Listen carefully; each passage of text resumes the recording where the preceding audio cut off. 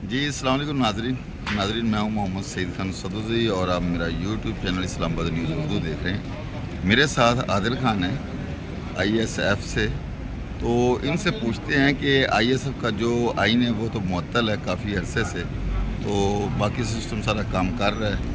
تو اس بارے میں جو تنظیم سازی ہونی ہے اس کے بارے میں کافی سارے کوئی تلخ ہیں انکشافات, وہ یہ عادل صاحب کرنا چاہتے ہیں تاکہ جو ہماری لیڈرشپ ہے اس کو بھی پتہ چل جائے کہ جس کا خود اپنا جو آئین ہے وہ معطل ہو, وہ آگے تنظیم سازی بقایا سارا کیسا کر سکتے ہیں. تو جی عادل خان صاحب کیسے ہیں؟ جی وعلیکم السلام سید صدوزی صاحب, بہت بہت مہربانی, بہت بہت شکریہ کہ آپ نے ایک کارکن کی بات سنی, آواز سنی, اور آپ نے یہ بہتر سمجھا کہ آپ لوگوں تک ہماری آواز پہنچانے میں ہیلپ کریں گے. جی بالکل, جس طرح آپ نے کہا کہ ISF کا آئین معطل ہے, تو انفارچونیٹلی ایک بڑی پریشان کن صورتحال ہے. اس صورتحال سے اگر میں یہ کہوں کہ میں نے ساری پارٹی پالیٹکس کو آگاہ کیا, تقریباً انکلوڈنگ ہماری فردن بیرسٹر گور صاحب چیئرمین صاحب سے, اور باقی MNA سینیٹرز, ان سے ملاقات اس بارے میں نے کی تھی, اور ان کو بتایا بھی تھا کہ ISF کا جو اپنا آئین ہے وہ معطل ہے. یہ بیفور 9 مئی کی میں بات کر رہا ہوں, اس سے پہلے بھی میری میٹنگ ہو چکی ہیں, اس کے بعد بھی میں نے بتایا تھا. سب کو معلوم ہے کہ ISF کا جو آئین ہے وہ معطل ہے, لیکن پھر بھی ISF چل رہی ہے.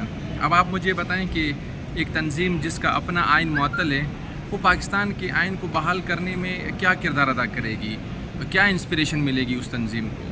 انفارچونیٹلی ہمارا جو آئین ہے وہ جہانگیر ترین صاحب کی بدولت تقریباً 2016 میں معطل کیا گیا تھا, اور ایک کنوینرشپ سیٹ اپ لایا گیا تھا. تو اس کی تقدو کے لیے, اس کے لیے ہم محنت کر رہے ہیں کہ خدا را اس تنظیم کے آئین کو بحال کریں, جس تنظیم کا پرپس یہی ہے, جسٹس, نالج اینڈ ٹالرنس. ہمارے ISF کا موٹو یہی ہے. اور میرا دوسری وہ ڈیمانڈ یہ ہے کہ آئین کے ساتھ ساتھ اگر یہ بہتر ہے اگر کوئی اسٹامپ پیپر پہ لکھوا لے آنے والے پریزیڈنٹ صاحب سے XYZ جو بھی ہوں, مطلب میں نے اپنے آپ کو ایز اے کینڈیڈیٹ شو کیا کہ میں انٹرسٹڈ ہوں ISF پاکستان کی پریزیڈنٹشپ کے لیے, لیکن ساتھ ساتھ میں اسٹامپ پیپر پہ یہ لکھنے کو تیار ہوں, لکھ کے دینے کو تیار ہوں کہ I will not apply for any MPA ship seat, any MNA ticket, اور any other interest gain from Pakistan Tehreek Insaf. تو انفارچونیٹلی خان کے ویژن کو بہت روندہ ہے. وہ پارٹی کے اندر مینیپولیشن کہیں, وہ پارٹی کے اندر لابنگ کہیں, وہ لابنگ سپورٹ کرتی ہے تاکہ تنظیم نہ بنے. تنظیم نہیں بنے گی تو جینون جو ورکر ہے وہ اوپر نہیں آئے گا. تو اس کے حوالے سے میں ایک انکشاف کرنا چاہتا ہوں کہ 8 فروری کے بعد 12.5 کروڑ لوگوں نے ووٹ کاسٹ کیا تھا 8 فروری کے الیکشن میں. اس 12.5 کروڑ میں سے فیفن کے مطابق, گوگل پہ جا کے چیک کریں آپ, کچھ رپورٹس میں نے بنائی تھی خود بھی, اس میں 18 سے لے کے 33 سال تک عمر کے تقریباً 44% لوگوں نے ووٹ کاسٹ کیا تھا, جو نوجوان آبادی ہے. اب اگر ہم اس 44% کو لے کے چلتے ہیں کہ 5 کروڑ بنتے ہیں یا 4.5 کروڑ بنتے ہیں, تو آپ دیکھیں کہ ان 4.5 کروڑ میں سے 80% نے ووٹ خان صاحب کو دیا تھا. تقریباً 3 کروڑ کے آس پاس لوگوں نے خان صاحب کو ووٹ دیا تھا. اور اب میں کوشچن کرنا چاہتا ہوں ان سارے نمائندگان سے کہ 3.5 کروڑ کیا نمائندہ بننے کے لیے کیا کیا کوالٹیز ہونی چاہیے, کیا کیا کوالٹیز تھی کہ نہیں تھی. تو انفارچونیٹلی ISF کو ابھی تک 35 ایئر پلس لوگ چلا رہے تھے اور ابھی بھی چلا رہے ہیں. تو میری پارٹی سے یہ گزارش ہے, میرے خالد خورشید صاحب سے یہ گزارش ہے, خدا را عمران خان کے ویژن پہ رحم و کرم کھائیں, عمران خان کے کارکن پہ رحم کھائیں. ISF کا مطلب ہے انصاف اسٹوڈنٹ فیڈریشن. اس کا موٹو ہے knowledge, tolerance and patience. A man who is not a student even at university level, not a PhD level, وہ کیسے ایک فیڈریشن میں ہو سکتا ہے. کیونکہ ISF کی جو فیڈریشن ہے, ISF کی بیسک کانسٹیٹیوشن آئین میں یہ لکھا ہوا ہے پہلے پیج پہ کہ a man who gain about 27 years will not be a member of ISF. اب ایک بندہ جس کی عمر 27 سال ISF کے آئین میں لکھا ہوا ہے کہ ایک بندے کی عمر 27 سال ہے, صرف وہ ISF کا ممبر رہ سکتا ہے, اس کے علاوہ ممبر نہیں رہ سکتا. تو آپ کیسے بنا رہے ہو یار, آپ کیسے ایک بندے کو جس کی عمر 33 year, 34 year, 35 year, 36 year, even 40 ہے, آپ کیسے ISF اس کو پریزیڈنٹ بنا رہے ہو. تو میرا بہترین مشورہ یہ, اگر آپ نے ایجڈ بندے کو بنانا ہی ہے تو آپ اٹھا لیں, شاید خطب کو دوبارہ بنا لیں, وہ ایکس پریزیڈنٹ تھا KVK کا, اس کو پاکستان کا پریزیڈنٹ بنا لیں.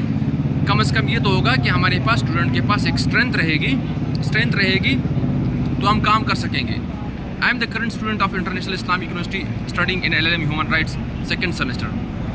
تو خان صاحب یہ بتائیے کہ آپ نے علیمہ خانم صاحبہ یا خان صاحب تک یہ میسج پہنچایا کہ یہ سارا سسٹم جو ہے یہ انلیگل چل رہا ہے اور اس میں کرپشن ہوئی ہے؟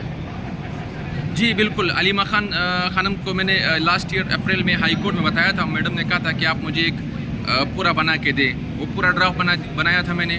اور دوسری بات یہ خان صاحب تک پہنچانے کی میں نے ہر ممکن کوشش کی. بات کو کچھ میرے سینئرز نے پہنچائی بھی. اس حوالے سے اسپیشلی میں خان صاحب سے ملنا چاہ رہا تھا, لیکن آپ کو معلوم ہے کہ پاکستان تحریک انصاف کے اندر بڑی لابنگ ہے اور پولیٹیشنز کی اپنی لابنگ ہے. وہ نہیں چاہتے کہ یہ جو ریئلٹی والی باتیں وہ خان صاحب تک پہنچیں. وہ اپنی مفاد لیتے ہیں اسے. انفارچونیٹلی جو سابقہ MNAs تھے اسلام آباد کے, وہ ابھی بھی پارٹی کے کاموں میں مداخلت کرتے ہیں اور اسپیشلی فیڈریشن کے کاموں میں وہ مداخلت کرتے ہیں. مجھے کسی دوست نے بتایا تھا کہ جو سابقہ MNAs ہیں اسلام آباد کے, ان کی وہ میٹنگ بھی ہوئی تھی. ان کے نام بھی بتا دیں کون سے, شرم والی کون سی بات ہے؟ اسد عمر صاحب اور علی نواز امان صاحب کے بارے میں دوست ایک بتا رہے تھے کہ وہ تھوڑی بہت ان کی میٹنگ ہوئی تھی اس حوالے سے. تو میں پارٹی سے گزارش کرنا چاہتا ہوں کہ جو بھی ڈیسیجن ہو وہ میرٹ پہ ہو اور ISF کے آئین کو بحال کریں.